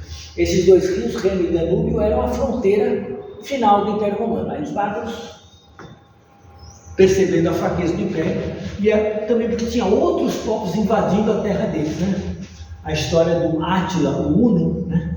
Que ainda invadiu o Império Romano quando ele existia. Átila não destruiu o Império Romano, mas forçou os bárbaros que estavam fora do Império a se refugiar dentro do Império, porque, de novo, eles estavam vindo, né, do Oriente, fazendo conquistas. Então, um povo desloca outro, né? E aí o Império Romano vai ruir. Mas de qualquer jeito, é um jeito de anunciar que vocês vão ser destruídos. Esse império vai ser destruído. Essas pessoas que não se arrependem vão ser destruídos. O objetivo da punição divina era o arrependimento, mas não teve arrependimento. Mensagem como de Jonas, né? Deus oferece o castigo como caminho para o arrependimento. Quando o castigo não gera arrependimento, ele vira punição, né? É que nem na cruz. Na cruz você tem, né? Você tem 3 cruzes lá, né? Aqui você tem o Redentor. Aqui você tem redenção. Mas numa cruz você tem arrependimento. E na outra cruz você tem só punição. Não serviu para nada. O cara só sofreu. Agora esse aqui sofreu e aprendeu, né? Graças a Deus, o milagre de Deus, né? A graça de Deus. Mas, então é assim, Deus mandou o castigo e eles não vão aprender alguma coisa com isso. Pois não. Só uma aplicação para nós, né? Diante do sofrimento, a gente pode tirar lições, desenvolver mais dependência, fé em Deus, né? Se humilhar, ou enrijecer, né? Ficar mais teimoso, ficar com raiva, ressentimento, querer matar os outros, né? Então é uma escolha, né? Às vezes a gente não consegue escolher as dificuldades, mas diante da dificuldade a gente pode escolher qual atitude, que caminho tomar, né? Porque esses dois bandidos, no começo, estavam os dois falando mal de Jesus. Se eu ler alguns evangelhos, diz que os dois estavam falando contra Jesus. Mas no momento, Lucas fala, não, mas esse aqui no fim mudou de discurso. Ele percebeu alguma coisa, tinha 3 horas, né? Só 3 horas. Né? Naquelas 3 horas ele percebeu alguma coisa e ele falou, lembra de mim quando vi no teu reino. Jesus falou, olha, hoje a gente toma um café lá no paraíso. Não foi bem isso que ele disse, mas assim, mais ou menos. Então aí, esse sujeito aqui conseguiu sair do discurso de indignação, de ira, né? O outro continuou, né? Cara, destilando a raiva, seu desgraçado, ele estava morrendo, né? Só o mal atiçando tudo que é de mal, né? Mas esse aqui conseguiu aprender. Então, o Apocalipse não é um livro só de castigo, é a tentativa de trazer de volta, mas Deus sabe, esse pessoal não quer saber. Então, o fruto vem. Bom, então o que acontece? Agora vem um intervalo. Um interlúdio onde vai mostrar que os fiéis vão ser protegidos. Por quê? Poxa, catástrofes naturais, um monte de demônio, um monte de exército estrangeiro. A gente apanha de Império Romano, quando a gente vê, a gente apanha junto, porque nós estamos aqui, né? Aí vem essas visões intermediárias para dizer, não, vocês vão ser protegidos. Então, vamos rapidamente, eu vou ler aqui no capítulo 10, versículo 1. Eu tenho aqui, deixa eu ver se eu tenho uma divisão. Não dá para ler, né? Mas são 4 pequenas visões. 4 pequenas visões. O anjo, os 7 trovões, João e o livrinho, a medição do tempo e as 2 testemunhas. Nós vamos só ver essa primeira aqui, porque é mais curtinha. Vamos lá. Vi outro anjo forte descendo do céu, envolto em uma nuvem, com um arco-íris por cima da cabeça, e o rosto dele era como o sol, e as pernas como colunas de fogo. Alguém pensa, esse anjo aqui é Jesus? Provavelmente não. No Apocalipse, Jesus não é apresentado como anjo, mas está muito glorioso esse anjo, né? Ele vem com o brilho do arco-íris na cabeça, ou seja, refração da luz, né? Enfim. 2. O anjo tinha na mão um livrinho aberto, posto o pé sobre o mar e o pé esquerdo sobre a terra, e gritou com voz forte, como ruge um leão. Quando ele gritou, 7 trovões fizeram soar suas próprias vozes.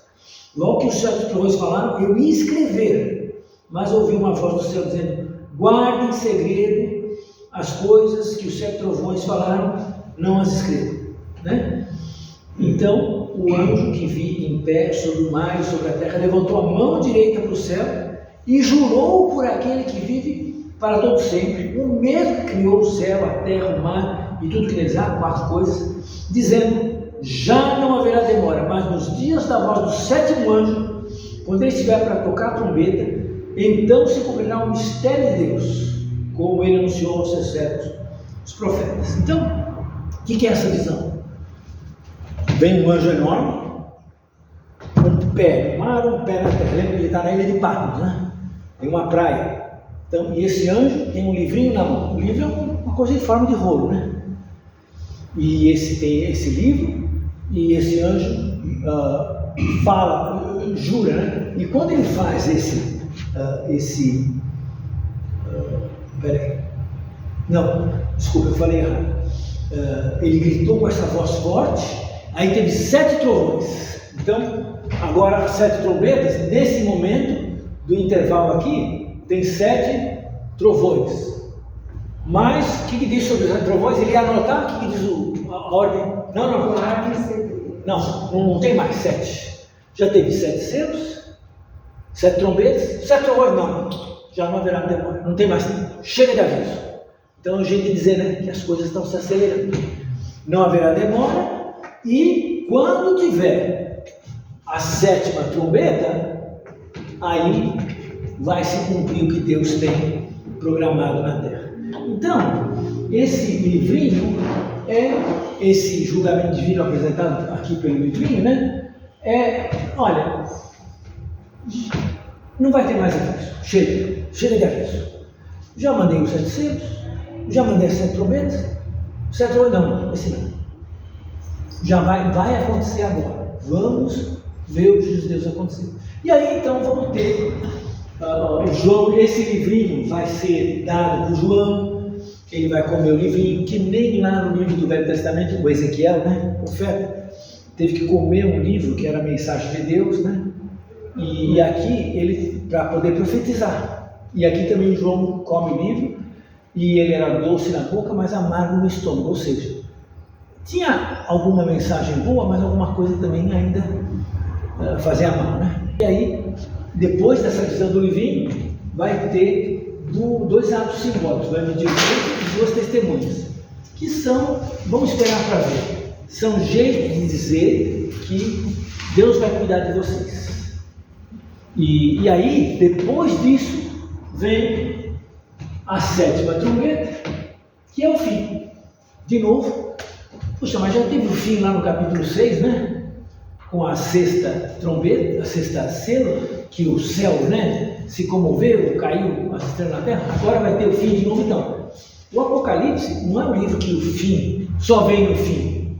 Em vários momentos no meio do livro, o fim é acrescentado. Agora, alguém diz, mas os juízos aqui foram sempre de 1/3, sempre parciais, mas aqui, você pode ver, é uma descrição geral. Deus vai assumir o controle do universo. Acabou para os maus. Então, o livro, de novo, ele caminha para esse ponto climático, para dizer, Deus vai ajudar, não vai haver demora, Deus vai proteger vocês, pode deixar, vocês não vão sofrer esses males, mas logo Deus vai dar o juízo contra os inimigos. E aí depois o livro, no capítulo 12, ele vai subir de nível. Aí nós vamos entender, então, quem é que está por trás dos acontecimentos. Estou vendo aqui o Império Romano perseguindo cristãos, sendo adúltero, mas quem está por trás? Aí nós vamos ver os personagens por trás do pano. Mas isso fica para a semana que vem. Tá bom? Muito obrigado. Vamos ficar de pé? Tem alguma questão importante? Tudo bem? Vamos orar.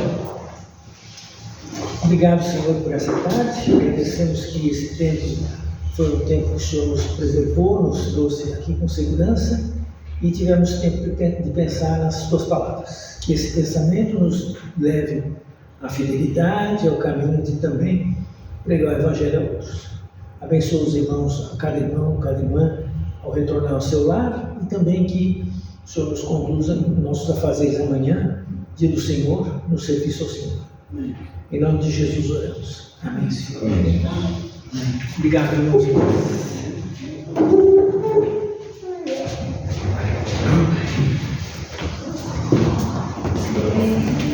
Você falou semana